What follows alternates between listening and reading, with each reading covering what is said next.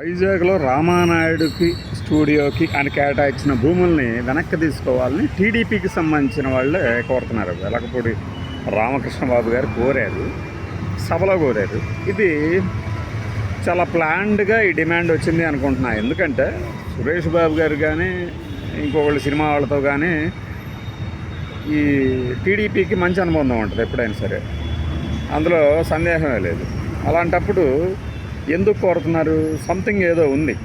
ఎందుకంటే మంచి ప్రభుత్వం పైగా ఇది. అలాంటప్పుడు పోయి కొంతమందికి కేటాయించిన సినీ ప్రముఖులకి కేటాయించినటువంటి భూమిని వెనక్కి తీసుకుంటారు అంటే ఆ డిమాండ్ ముందు ఇటువైపు నుంచి వచ్చిందంటే చాలా పకడ్బందీ వ్యూహం ఏదో వెనక ఉంది, వ్యూహం ఉందన్నమాట.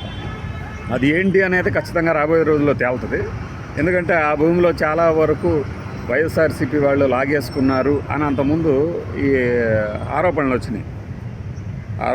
మరి ఇంకా కైవసం అయిందో లేదో వాళ్ళకి తెలియదు, కానీ అప్పుడైతే ఆరోపణలు వచ్చినాయి.